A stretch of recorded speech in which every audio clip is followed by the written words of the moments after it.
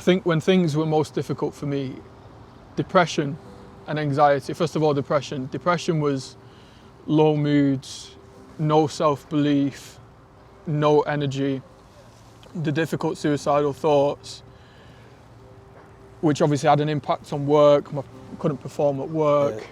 It made me withdraw socially. I withdrew from my family and friends. I didn't feel able to speak to anyone. And I think just the scariest thing was that I had no hope for my life and for my future. I had no hope in where I was going or who I was, and just not wanting to be here, really. That was the scariest part. Depression looked like you're lonely and you're on your own. It's like you've just got no one around you. So in my most difficult moments, depression and anxiety look like, I mean, first of all, anxiety, I think I've always thought stuff, like just as a kid growing up anyway, just through school and what have you. But I think I used to be really bad, or sometimes I am now, but less so.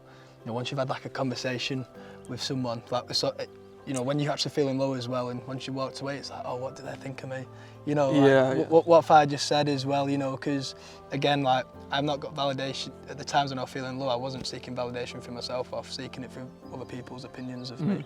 You know, being out and about, and, you know, if I'd said something, even if it might, you know, it could have just been like a simple conversation, I'd still be questioning what I'd said and, you know, what do they think of me, and I'd be going home and that'd just be eating away at me then. Anxiety and depression for me was not being able to get out of bed.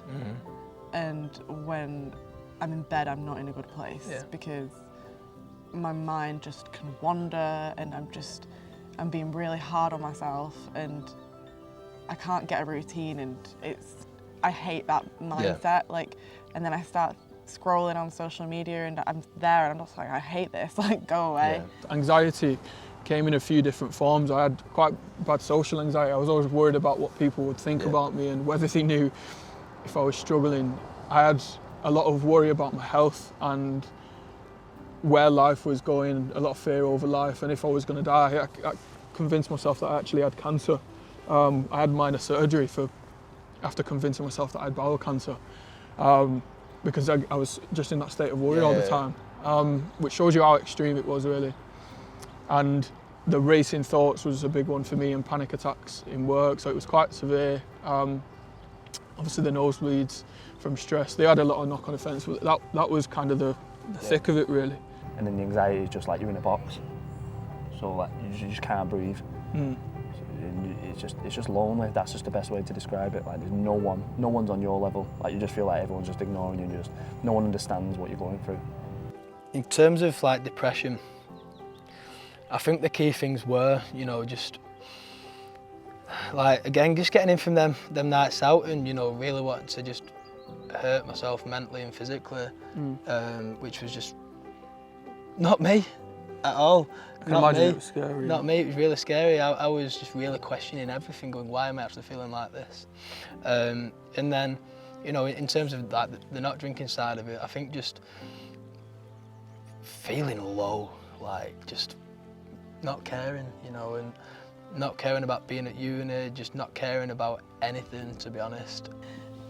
Like, it's hard when you get in that depression state, having thoughts that you just don't want to have, and having to come to terms with them. So real depression was accepting that I had thoughts of not being here, and not in where I'd go and make a plan to like go and hurt myself or anything, but thinking I am a burden.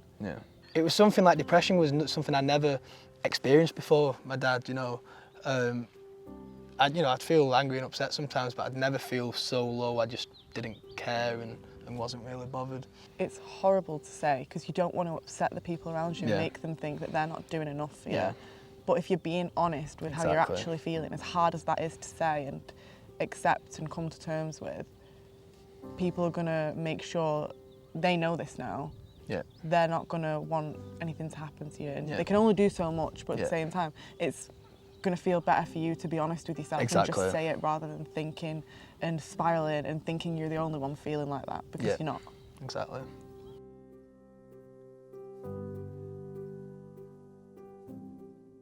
I managed to overcome my mental difficulties by just being a bit kinder to myself, giving myself credit for like the littlest things, like getting out of bed. Yeah, exactly. Making sure I'm having enough water, having a nice conversation with someone, just literally taking it day by day. Yeah. And if I'm having a bad day, try not to feel guilty for that. You shouldn't feel guilty. You're human at the end of the day. Some people feel other emotions more than others. Like some people are really happy and some people are really sad. That's fine. How did I manage to overcome those mental difficulties? Simple talking. How did I manage to overcome the mental difficulties? Number one, the most important, most effective step was the conversation. The moment that I first accepted, obviously, and then started to have conversation, the moment that I stopped running away from my problems, the moment that I approached them all and I faced it all head on and I started to speak about the things that I was so scared about previously, that was when I just started to make so much more room in my life for things that were positive. Just being open and speaking about it more and talking about my problems instead of keeping them in, and just being honest with people and just telling them how I actually really feel, then just lying and pretending that I'm okay and really I'm not. Having a good network as well, like good friends, good family, good support system. When you're at a low point in your life, you feel like you're not even there for yourself, never mind your mates. You know, so it's like, if I'm not there for myself, then why would my mates care, why would my family care? But I think once you start opening up, you realise that these people care, and people that you didn't think cared at all do as well. So all of a sudden, you realise that this huge web, this huge network of people are there for you, so you know that you can count on then yourself and these other people. So that is kind of how I overcome them. I would say having and developing a really good understanding of myself, and also a set of tools that I knew I could use, that if I was ever struggling, I then knew how to manage my emotions to make sure that kind of a rainy day didn't turn into a rainy week, or a bad week didn't turn into a bad month. So having, number one, acceptance, kind of that conversation, running towards my problems, facing my problems head on, working that muscle of conversation, self-awareness, understanding the tools to be able to manage my emotions effectively, and just taking the pressure off, I would say were key ones. Whatever's working for you, focus on that and just literally just take it each day. Try not to overthink and just calm my mind out a bit.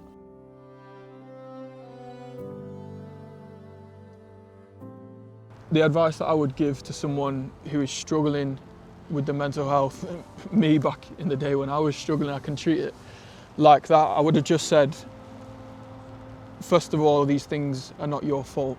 Take the pressure off, stop beating yourself up, stop being so hard on yourself. The advice I'd give to someone struggling with their mental health is reach out. Yeah. Honestly, so many people want to have these conversations with you, and I took so long to speak to my parents. I think first of all, be true to yourself. And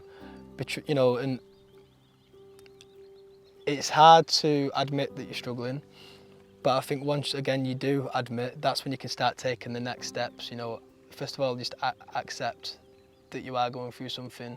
There's no shame in it. I think the history of kind of mental health, people thought, especially my dad, being proud. I don't want to come across as weak. You're not. You're strong if you're talking about it. But first of all, to do that, you need to really kind of be true to yourself and not pile things off.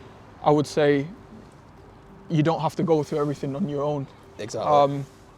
You don't have to be a man. You don't have to prove that you're strong by picking up all this heavy weight and dealing with, thinking you have to deal with everything yourself. I'd just say, look, learn to put things down. I would also say, if I knew now, just give myself belief in myself and just say, look, you can do this. You have got the strength to make it out, and there will be a point where all of this will make sense.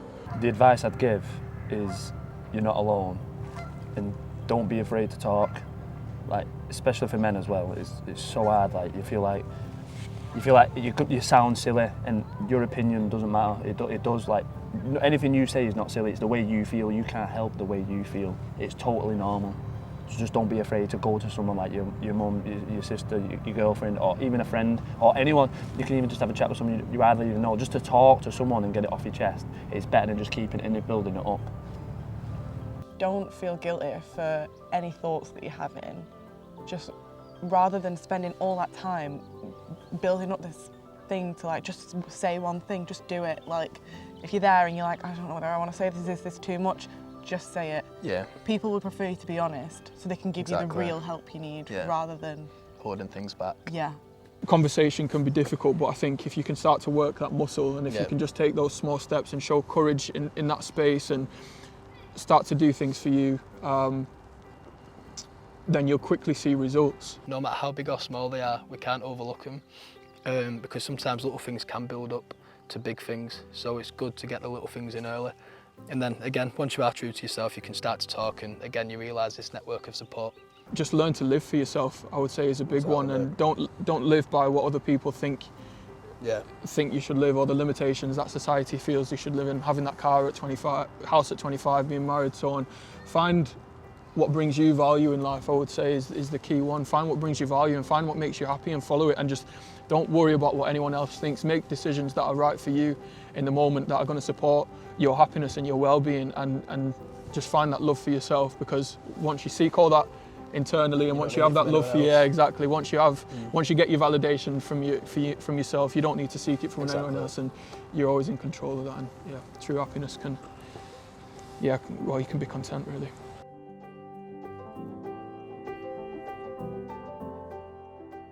Oh, that's a good question, that, isn't it? If I could be on an island with 3 things right now, a bit of sunshine would help, wouldn't it? I could be on an island with 3 things. Oh God. How long are we on the island for? Is that Indefinitely, forever. Well, God, that's a big question. Listen, I'm a deep thinker, so I'm going to have to spend about 5 minutes on this one.